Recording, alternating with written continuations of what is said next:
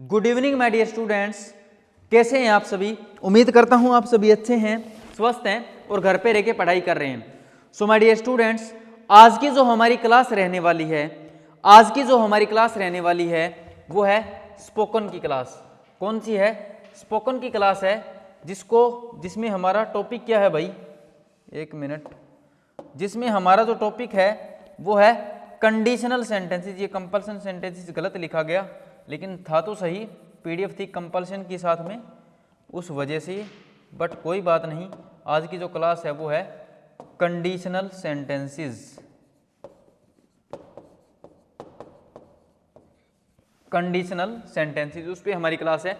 तो आपने क्या करना है, आपने हमारे इंस्टाग्राम पेज को फॉलो करना है। आपने हमारे इंस्टाग्राम पेज को फॉलो करना है, जिसमें हम क्या करते हैं, जिसमें vocab, spoken, PDF, quiz, motivation, सब कुछ। ये हमारा कॉन्टैक्ट नंबर है, कोई भी क्वेरी के लिए आप कॉल कर सकते हैं, मैसेज कर सकते हैं व्हाट्सएप पे। और ये हमारा टेलीग्राम और यूट्यूब चैनल है लेट्स लर्न विद बबलू। तो अब हम क्या करें, let's learn English with Bablu sir. बहुत ही अच्छे सर हैं, बहुत अच्छी इंग्लिश पढ़ाते हैं, आप आके पढ़ सकते हैं। तो करते हैं आज की क्लास को स्टार्ट।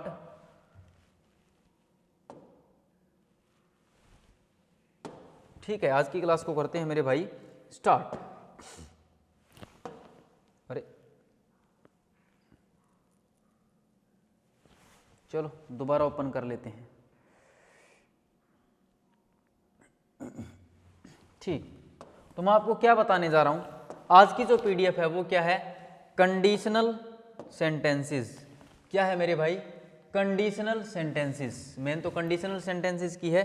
तो ये कंडीशन क्या होती है, कंडीशन क्या होती है। चलो जैसे आप एक सेंटेंस देख पा रहे हैं, मैंने बोल दिया if you work hard you will succeed. अगर तुम मेहनत करते हो तो तुम पास हो जाओगे या तुम कामयाब हो जाओगे, ऐसा कुछ है। तो चलो इसके बारे में सीखते हैं हम, कंडीशनल्स आखिरकार होते क्या। मैं इस पीडीएफ को एक बार लगा रहा हूँ साइड में, तो मैं आपको कुछ समझा रहा हूँ। आज का जो हमारा टॉपिक है वो है कंडीशनल्स। कंडीशनल्स आज का हमारा मेरे भाई टॉपिक है। कंडीशनल्स जो है आज का हमारा टॉपिक है। कंडीशनल्स क्या होता है, कंडीशनल्स की अगर मैं बात करूं मेरे बच्चे, तो एक होती है स्टेटमेंट। एक कोई भी क्या होगी, एक स्टेटमेंट होगी, और एक होगी दूसरी स्टेटमेंट। भाई दो स्टेटमेंट की बात कर रहा हूं मैं, दो स्टेटमेंट होती है। इनमें से कोई भी एक क्या होती है, कोई भी एक होती है मेन स्टेटमेंट। कोई भी एक क्या होती है बच्चे, कोई भी होती है मेन स्टेटमेंट, और उस मेन स्टेटमेंट में जो दूसरी स्टेटमेंट है उस पे लग जाती है कंडीशन। उस मेन स्टेटमेंट में क्या होती है, वो कंडीशन लग जाती है। जैसे यहाँ पर आपने क्या देखा, इफ़ यू वर्क हार्ड, अगर तुम मेहनत करते हो यू विल पास। भाई तुम तो पास तो हो जाओगे, लेकिन करना क्या है, कंडीशन क्या है, कंडीशन ये है मेरे भाई, तुम्हें मेहनत करनी होगी। कंडीशन ये है कि तुम्हें मेहनत करनी होगी। भाई बंदा पास तो हो जाएगा, लेकिन पास होने के लिए क्या है, उसे मेहनत करनी होगी। ठीक है भाई, उसे मेहनत करनी होगी। चलो इससे रिलेटेड हम सेंटेंस बनाते हैं। और मैं एक बात बता दूं, कंडीशन जो है वो इफ से दिखाई जाती है। जैसे मैंने बोल दिया इफ यू वर्क हार्ड, मैंने एक सेंटेंस यही सेम लिख रहा हूं, if you work hard you win,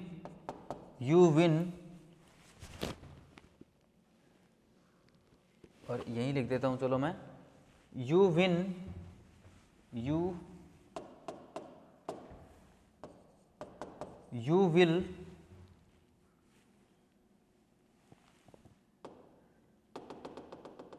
नीचे लिखता हूं यार, पूरा बोर्ड चाहिएगा मेरे को। मैंने बोला यहां पे मेरे भाई, मैंने बोला if you work hard.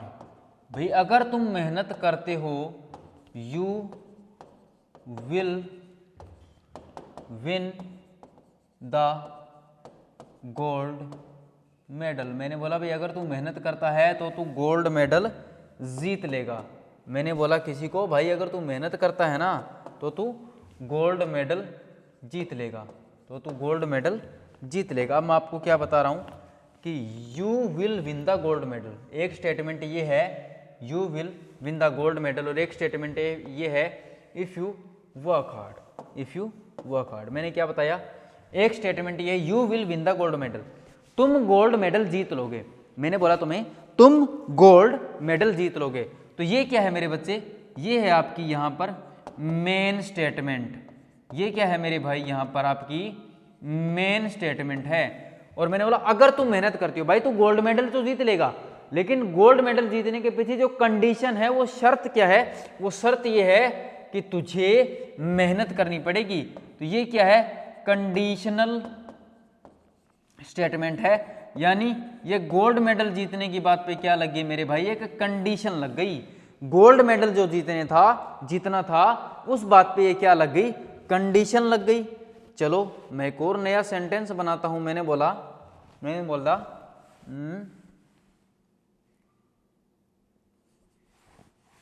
You can go home. मैंने बोला भाई तू घर जा सकता है। दूसरा sentence, you can go home if you do this work, if you do this work on time. भाई तुम घर जा सकते हो। कंडीशन क्या है, मैंने बोला भाई तुम घर जा सकते हो। मैंने बोला यू कैन गो होम। मैंने एक सेंटेंस ये बताया, you can go home if you do this work on time. भाई कंडीशन क्या है, मैंने बोला भाई तू घर जा सकता है। मैंने तुम्हें बोला भाई तुम घर जा सकते हो। तो ये क्या है मेरे भाई, ये यहाँ पर है आपकी मेन स्टेटमेंट। ये है मेरे बच्चे आपकी मेन स्टेटमेंट। और उस मेन स्टेटमेंट पे क्या लग गई, ये क्या लग गई, ये इसकी कंडीशन लग गई। भाई तू घर तो जा सकता है, लेकिन एक कंडीशन है कि तुझे जो अपना काम है ना वो समय पर पूरा करना होगा। तुझे जो अपना काम है मेरे भाई वो क्या होगा, वो तुझे अपना काम समय पर पूरा करना होगा। चलो एक इसी का नेगेटिव बनाते हैं। भी मैंने बोला अगर मैं काम समय पर पूरा ना करूं तो, अगर मैं अपना काम समय पर पूरा ना करूं तो तुम बोलोगे भाई नहीं जा सकते, तो तुम नहीं जा सकते। तो मैंने बोल दिया you can not go home.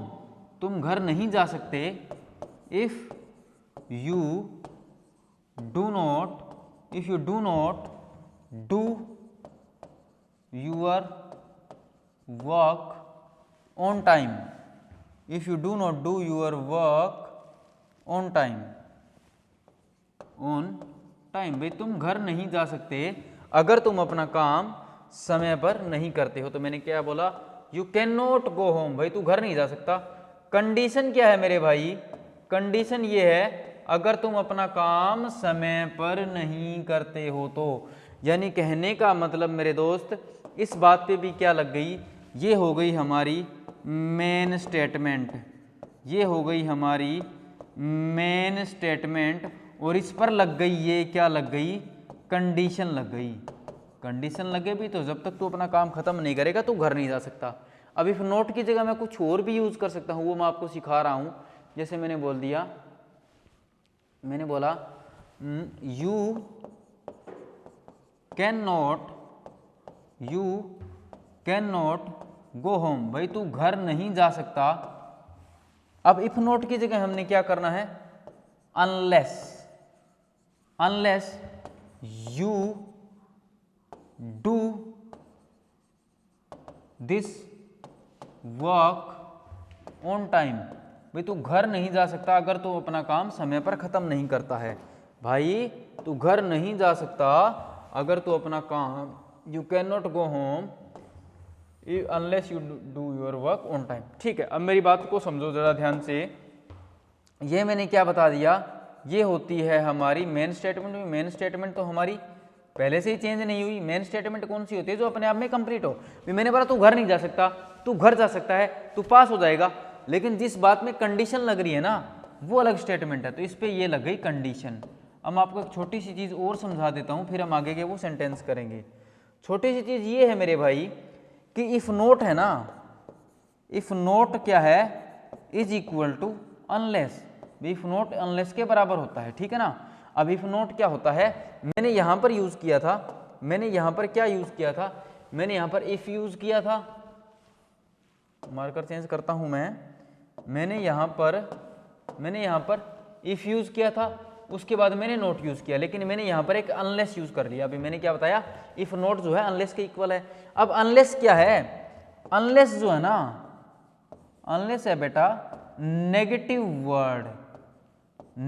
Word है, इसलिए इसके बाद नोट नहीं आया। If you do not do, ये नहीं कर सकते। Unless you do this work, जब तक नहीं, इसका मीनिंग हो गया अनलेस का जब तक नहीं, जब तक नहीं भाई, जब तक तो अपना काम नहीं कर लेता तो घर नहीं जा सकता।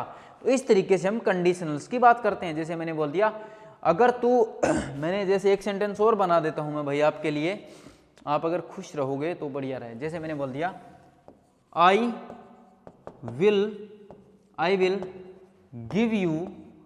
Will give you this phone, मैं तुम्हें ये फोन दे दूंगा इफ यू पे द अमाउंट, भाई अगर तुम अमाउंट पे करते हो, अगर तुम अमाउंट पे करते हो। तो मैंने क्या बताया, मैं तुम्हें भाई फोन दे दूंगा, I will give you this phone, भाई मैं तुम्हें ये फोन दे दूंगा। जैसे तुम कहीं गए, आपने बोला मेरे को ये फोन चाहिए, उसने बोला भाई फोन तो दे दूंगा, लेकिन कंडीशन क्या है कि तुझे अमाउंट पे करना पड़ेगा। इस चीज पे क्या लग गई बेटा, ये इस चीज पे लग गई है कंडीशन।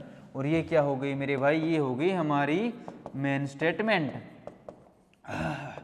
मेन स्टेटमेंट हो गई।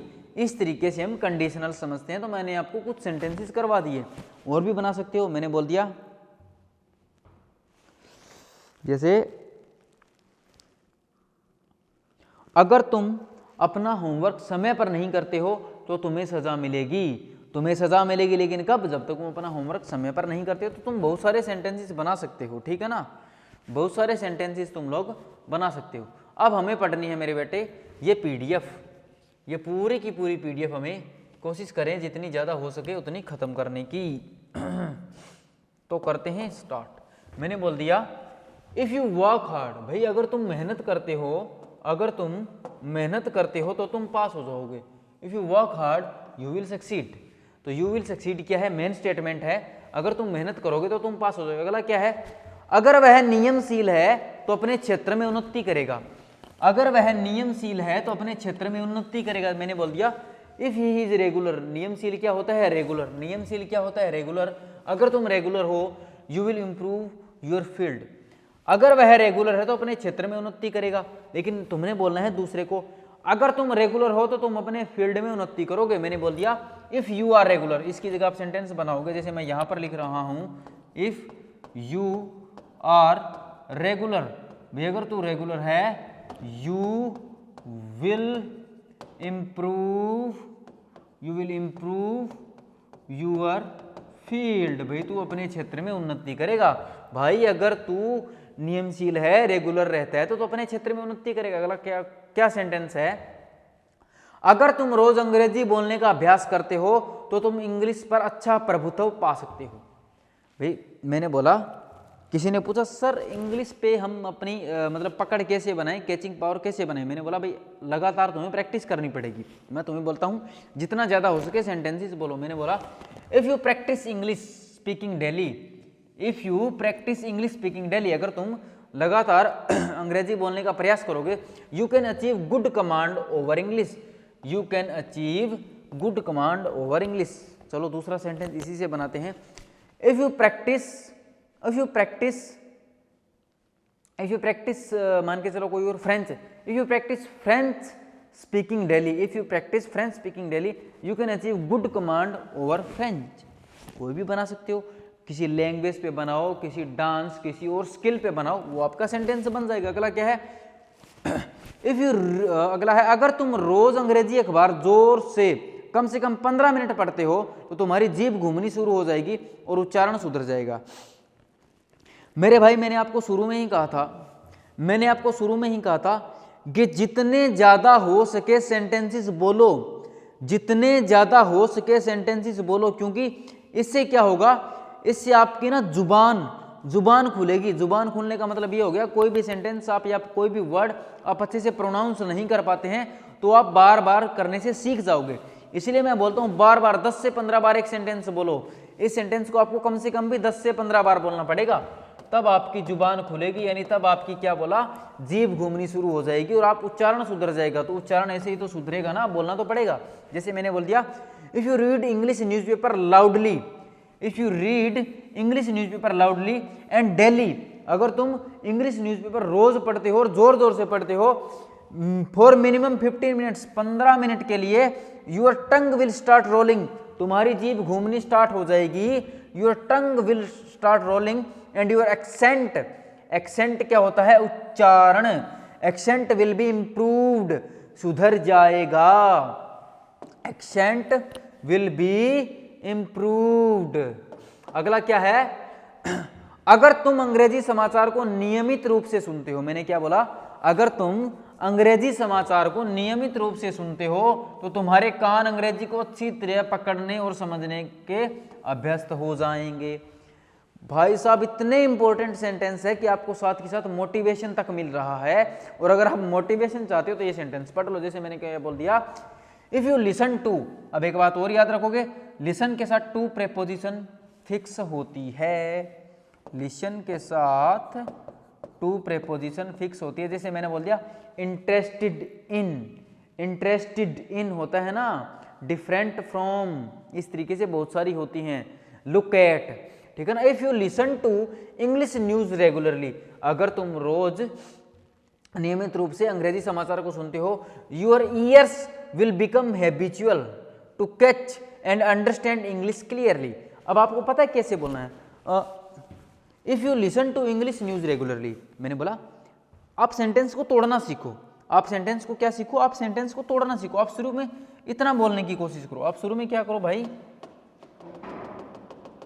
आप शुरू में सिर्फ इतना बोलने की कोशिश करो, if you listen to English news regularly, if you, आप बोलो if you listen to English news regularly, if you listen to English news regularly, if you listen to English news regularly, if you listen to English news regularly, your ears will become habitual, your ears will become habitual, your ears will become habitual to catch and understand English clearly, to catch and understand English clearly, to catch and understand English clearly। इस तरीके से क्या sentence को तोड़ोगे तो समझ आसानी से आएगा, समझ आसानी से आएगा। ठीक है भाई, अब हम करते हैं आगे, अब हम करते हैं आगे। आगे क्या है? अगर एक छोटा व्यक्ति बड़ी चीजों का सपना देखता है तो नियमित और सच्ची मेहनत स्वप्न को हकीकत में बदल सकता है। भाई ये भी मोटिवेशनल सेंटेंस है। भी अगर एक छोटा व्यक्ति बड़ी चीजों का सपना देखता है तो इसका क्या बनेगा?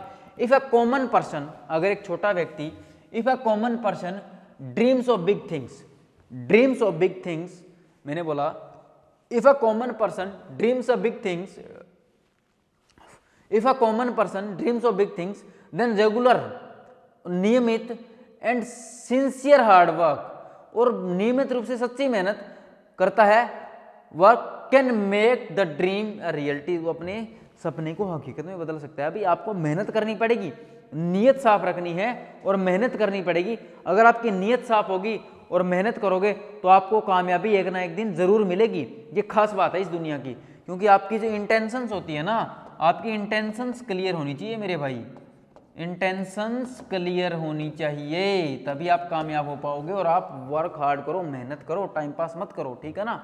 इस तरीके से हम करते हैं। अगला सेंटेंस है, अगर तुमने अपना भाषण समाप्त कर लिया है, कंडीशनली बता रहा हूं, अगर तुमने अपना भाषण समाप्त कर लिया है तो ताज होटल में अगली बैठक आयोजित करने की संभावनाओं को तलाश करो। ये sentence, if you have concluded your speech या completed, if you have concluded your speech then explore the possibility of organizing the next meeting in Taj Hotel, then explore the possibility of organizing the next meeting in Taj Hotel। इस तरीके से हम use करते हैं। अगला क्या है? व्यस्त घंटों में अगर आप कार से जाएं तो आप 15 मिनट का सफर 60 मिनट से ज्यादा में तय करेंगे। ठीक है भाई। इन स्पीक आवर्स, मैंने क्या बोला? इन स्पीक आवर्स, व्यस्त घंटों में, in peak hours, sorry, in peak hours if you go by car, भी व्यस्त घंटों में अगर आप कार से जाएं, you will travel 15 minutes journey in more than 60 minutes, in more than 60 minutes. अगला है, अगर सभी बड़े विशिष्ट लोग चुनाव जीत जाते तो हमारी मिलीजुली सरकार होती। अब क्या है? अब मैं आपको समझाता हूं मेरे भाई। ये चीज हैड वोन और वुड हैव क्या होता है? इस चीज़ को हमें पड़ेगा समझना, इस चीज़ को मेरे भाई हमें पड़ेगा समझना। तो चलो इसको समझते हैं, इसको समझते हैं भाई साहब। यहाँ पर मैं आपको ये चीज़ समझाने जा रहा हूँ।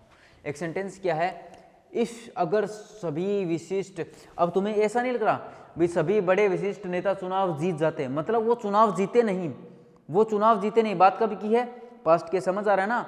वो लोग चुनाव नहीं जीते, ये बात है मेरे भाई पास्ट की। तो इसका मतलब उन्हें चुनाव जीतना था लेकिन जीते नहीं। आपको इस चीज़ को मैं समझा रहा हूँ भी, ये बात है मेरे भाई पास्ट की, जीत जाते, पास्ट की बात है लेकिन जीते भी नहीं। मतलब ये क्या दिखा रहा है, ये यहाँ पर दिखा रहा है पास्ट रेग्रेट, ये दिखा रहा है पास्ट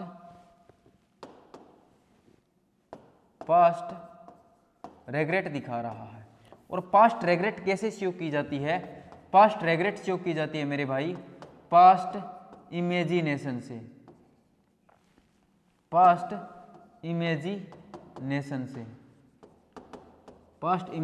से पास्ट रेग्रेट शो की जाती है, ठीक है ना। ठीक है, इसको मैं समझाता हूं आपको अभी आगे।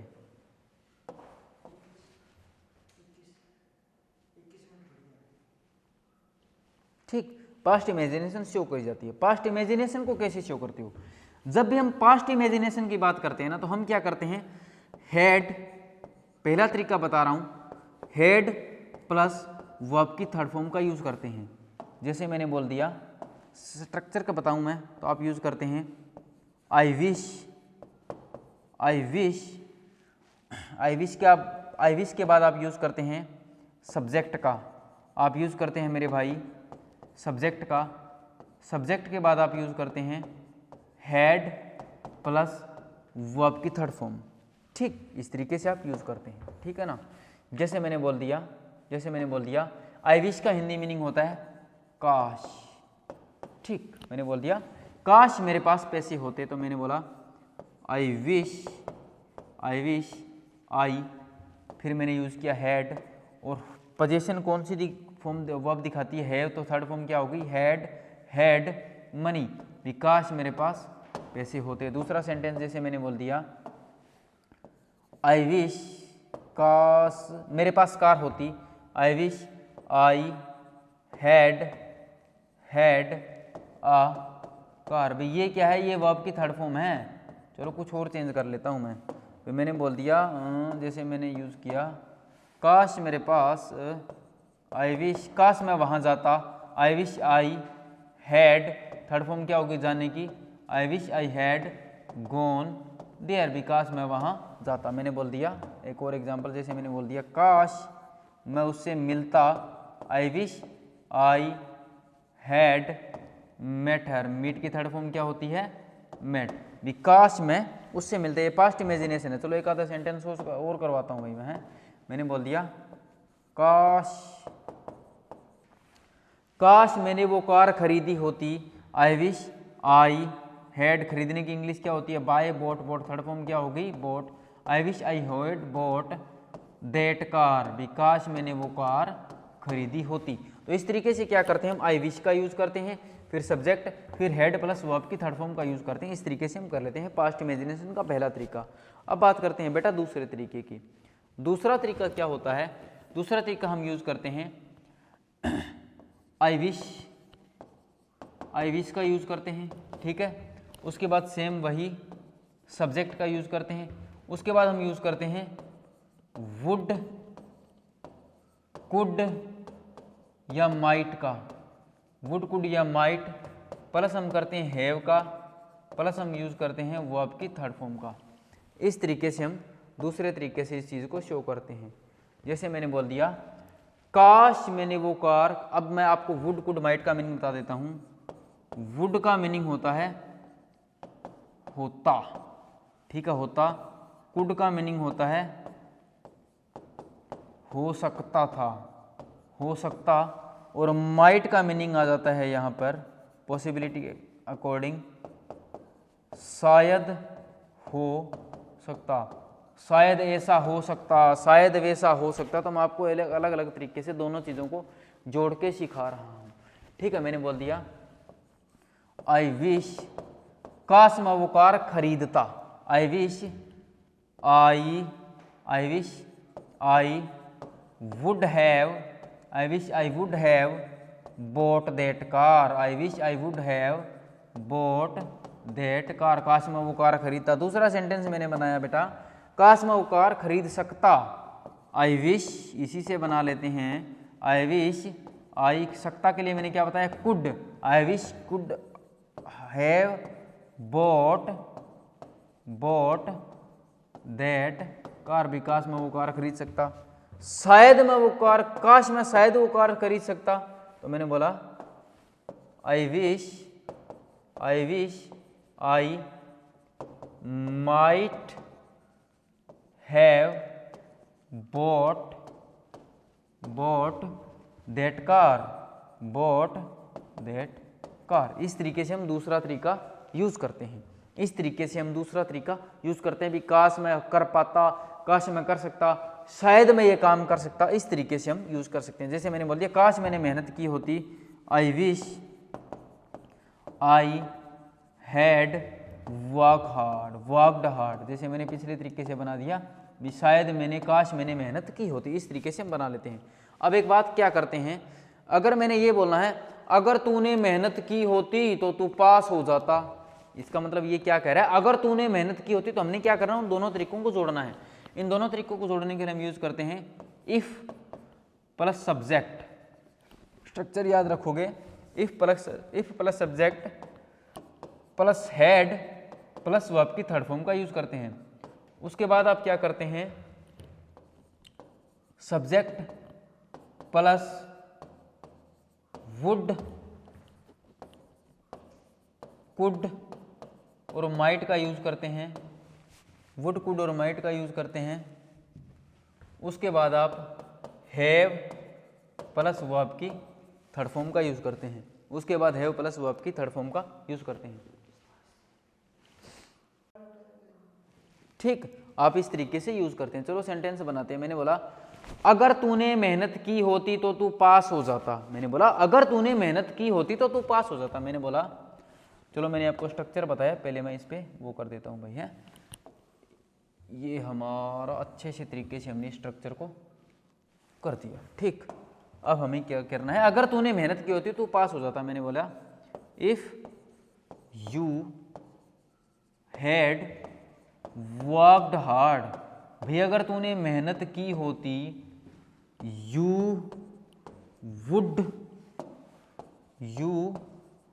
वुड हैव पास्ड, तो तू पास हो जाता। समझ रहे हो ना मैंने कैसे बताया और किस तरीके से हम सेंटेंसेस बना रहे हैं। फिर मैं अगला सेंटेंस बना रहा हूं।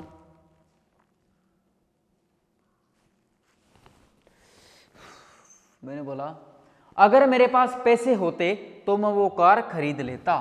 अगर मेरे पास पैसे होते, if I had money, if I had money, अगर मेरे पास पैसे होते, past imagination, I would have, would could might आप अकॉर्डिंग टू सेंस लगाओगे, I would have boat that car, I would have boat that car, भाई तो मैं वो कार खरीद लेता। अगला सेंटेंस जैसे हमने बनाना है भाई, अगर डॉक्टर समय पर आया होता तो वो उसे बचा लेता। मैंने बोल दिया if the doctor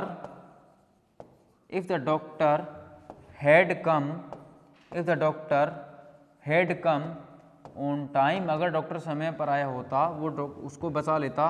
he would have saved the patient, तो भाई वो पेशेंट को बचा लेता।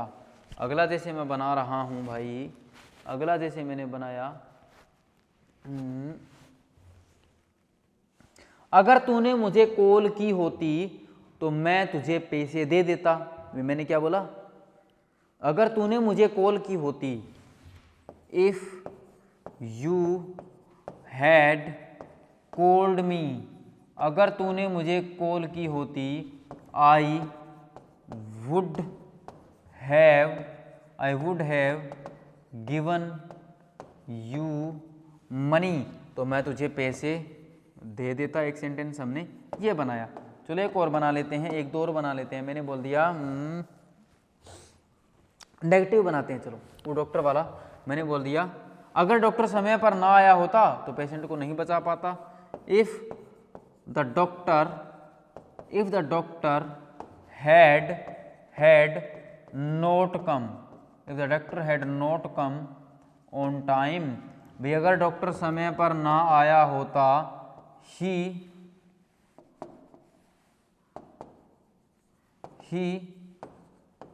could not have saved the patient, he could not have saved the patient, तो वो पेशेंट को नहीं बचा सकता था। चलो अगला बनाते हैं एक सेंटेंस और मेरे भाई। जैसे मैं एक और बना लेता हूँ,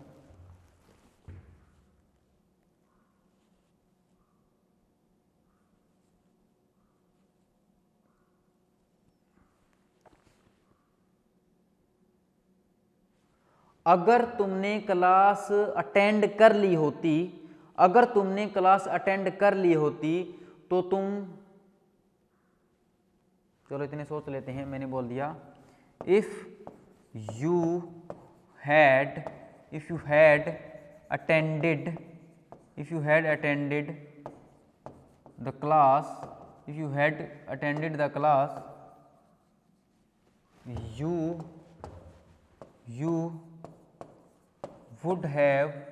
you would have answered the question, तो तुम क्वेश्चन के जो आंसर थे वो दे देते, क्वेश्चंस के जो आंसर थे उनको दे देते।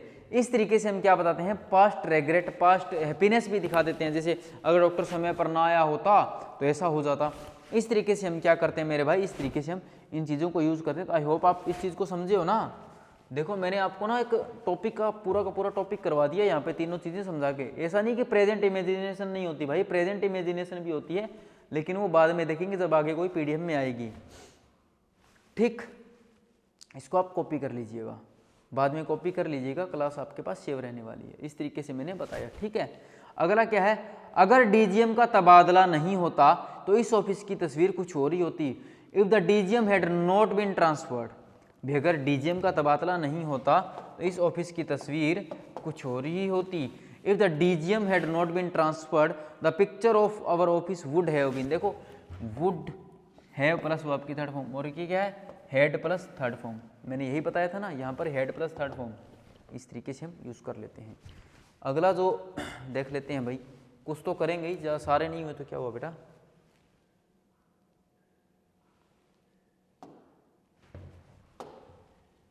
ठीक है ना, जितने होते हैं मैं उतने करके जाऊंगा, टेंशन मत लो तुम। ये देखो बड़ी प्यारी पीडीएफ बनी है आज हमारी। अगला क्या है, अगर उन्होंने जिम्मेदारी बुजुर्ग व्यक्ति को दी होती तो वह नीतियों में बड़ा परिवर्तन ले आता। भाई हम क्या करते हैं, जिम्मेदारी अपने जैसों को दे देते हैं, तो बड़े उम्र जिनको एक्सपीरियंस हो उनको भी देनी चाहिए कई बार है।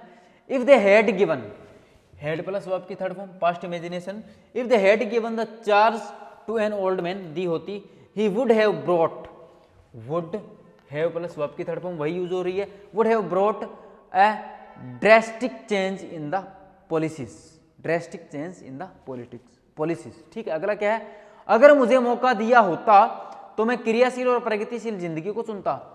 If I had been given, if I had been given a chance. अब ये क्या है, ये मेरे भाई यहाँ पर पैसिव वॉइस है, had been given, had been given. अब हम पैसिव वॉइस में क्या करते हैं, बीन एक्स्ट्रा हेल्पिंग वर्ब का यूज कर लेते हैं, बीन एक्स्ट्रा हेल्पिंग वर्ब का यूज कर लेते हैं। जैसे मैं आपको सिखा दूंगा यहाँ पे, अभी सिखाऊंगा आपको 2 मिनट रुको। जैसे मैं आपको यहाँ पे सिखा रहा हूँ इस चीज़ को, ये पैसिव वॉइस कैसे होता है। मैंने आपको एक सेंटेंस कराया था, अभी मैं आपको सेम सेंटेंस करवा रहा हूँ। पैसिव वॉइस मैंने आपको करवाया है ना, स्पोकन वालों, ऑफलाइन वालों, तुम्हें पता है मैंने क्या बताया। इफ, यही सेंटेंस हमने किया था, if the doctor had come on time, अगर डॉक्टर समय पर आया होता, ही would have he would have saved the patient, भी वो पेशेंट को बचा लेता। मैंने एक सेंटेंस आपको ये करवाया, अब इसका मैं पैसिव वॉइस करवा रहा हूँ भैया। अगर डॉक्टर समय पर आया होता, मैं सेम सेंटेंस लिख रहा हूँ, इफ द डॉक्टर, हम आपको समझाता हूँ कैसे यूज करोगे, हैड कम ऑन टाइम, समय पर आया होता तो पेशेंट को बचा लिया जाता। भी पेशेंट को बचाया जा सकता था या पेशेंट को बचा लिया जाता। तो पेशेंट अपने आप तो नहीं बचेगा ना, भी पेशेंट अपने आप तो नहीं बचेगा। पेशेंट को मेरे भाई बचाया जाए कि पेशेंट अपने आप बचेगा? पेशेंट को डॉक्टर के द्वारा बचाया जाएगा, अपने आप तो नहीं बचता। इसीलिए वहां पर पैसिव वॉइस यूज कैसे होगा, मैंने बोल दिया द पेशेंट, पेशेंट से सेंटेंस स्टार्ट किया मैंने, द पेशेंट, वुड भी लगा देता हूं मैं, वुड हैव, फिर पैसिव वॉइस लग गया ना, would have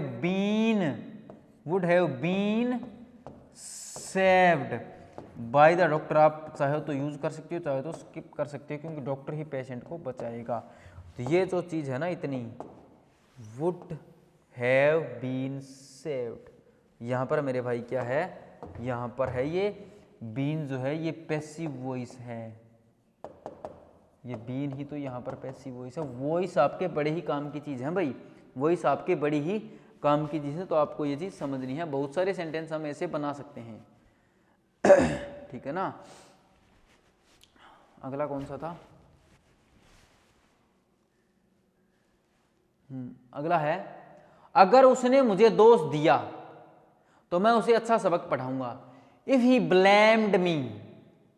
blamed me for anything I would teach him. अब ये क्या है, ये है प्रेजेंट इमेजिनेशन, ये है प्रेजेंट इमेजिनेशन। चलो भाई इसको भी समझते हैं,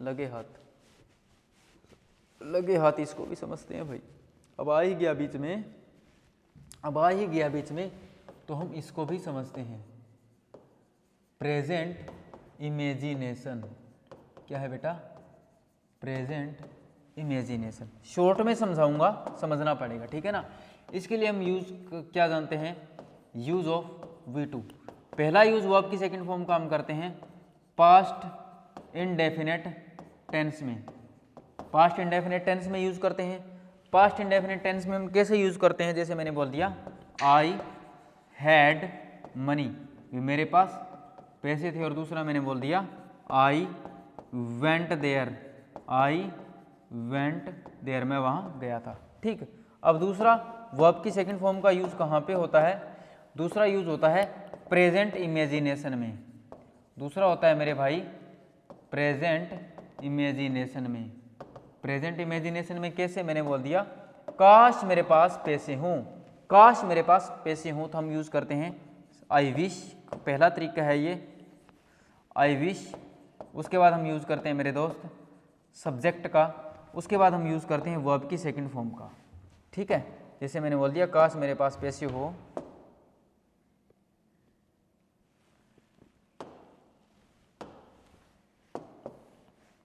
मैंने बोला आई विश, काश आई हैड मनी, काश मेरे पास पैसे हों। हैड क्या है, यहाँ पर वर्ब की सेकंड फॉर्म है, काश मेरे पास पैसे हों। दूसरा मैंने बोल दिया, जैसे मैंने यूज कर लिया काश मैं वहाँ जाऊँ, आई विश आई, सेकंड फॉर्म यूज करूँगा आई वेंट देयर, काश मैं वहाँ जाऊँ, मतलब मैं ख्याली पुलाव पका रहा हूँ उस टाइम, काश मैं वहाँ जाऊँ। काश मेरे पास एक कार हो, I wish I had a car, भी काश मेरे पास एक कार हो। मैंने बोल दिया काश आई विश आई, काश मैं क्रिकेट खेलूं, I wish I played cricket, भी काश मैं क्रिकेट खेलूं। इस तरीके से हम यूज करते हैं। अब बात करते हैं इसका दूसरा तरीका।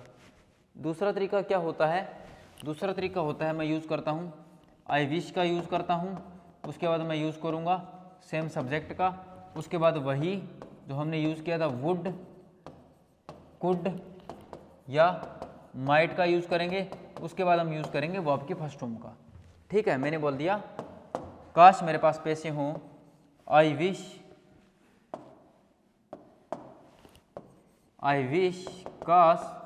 काश मैं वो कार खरीदूं, जैसे मैंने बोल दिया आई wish I would have, I wish I would by this car, भाई काश मैं ये कार खरीदूं, भाई काश मैं ये कार खरीदूं। आप कहीं जा रहे थे, आपने बोला काश मैं ये कार खरीदूं, तो क्या आप वो कार खरीद सकते हैं? बिल्कुल नहीं।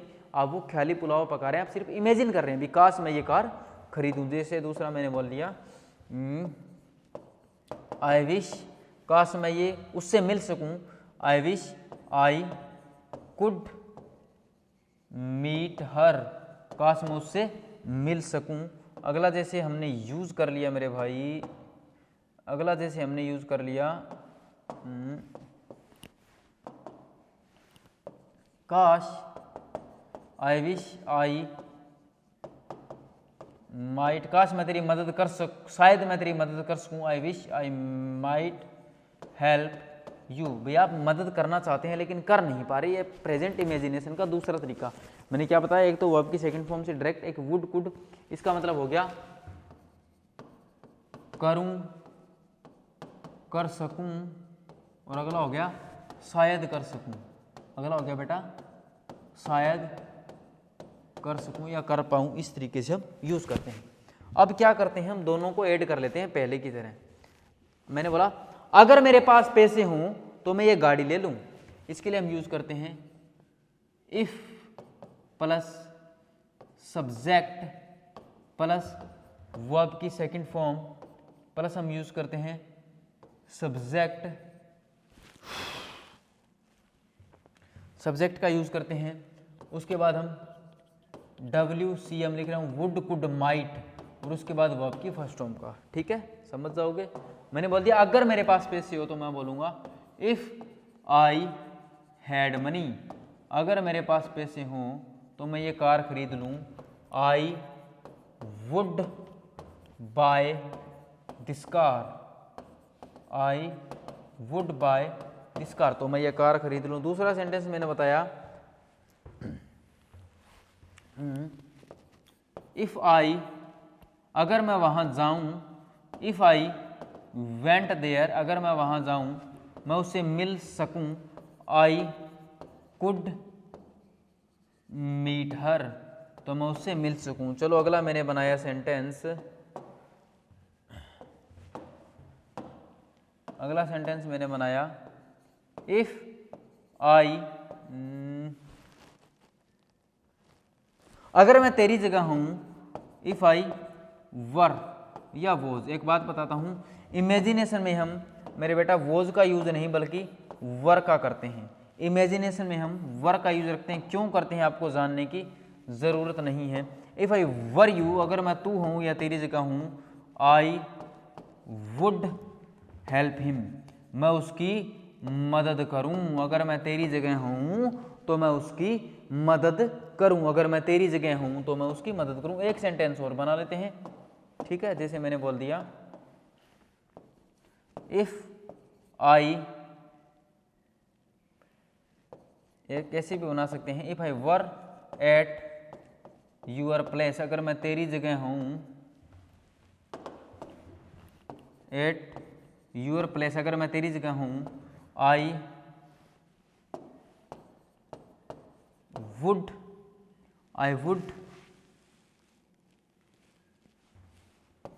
स्पीक इंग्लिश, तो मैं इंग्लिश बोलूँ, तो मैं इंग्लिश बोलूँ। जैसे काश मैं इंग्लिश बोलूँ, आई विश आई स्पोक इंग्लिश, काश मैं इंग्लिश बोलूँ, इस तरीके से, काश मैं इंग्लिश बोल पाऊँ, इस तरीके से तुम यूज़ कर सकते हो। तो ये है मेरे भाई प्रेजेंट इमेजिनेशन। तो आज के लिए रखते हैं इतना ही। मैंने आपको इमेजिनेशन टॉपिक शॉर्ट में समझाने की कोशिश की है, कंडीशनल्स और इमेजिनेशन। प्रेजेंट इमेजिनेशन भी मैंने आपको समझा दिया भाई, और पास्ट इमेजिनेशन भी मैंने आपको समझा दिया है। तो आपने क्या करना है, आपने वीडियो को लाइक करना है, शेयर करना है और चैनल को सब्सक्राइब करना है। तो स्पोकन की अगली क्लास देखते हैं, नेक्स्ट वीक रखते हैं भाई, क्योंकि बीच में टेंस की क्लासेस भी हमें चलानी है। ठीक है, तो मिलते हैं मेरे भाई नेक्स्ट।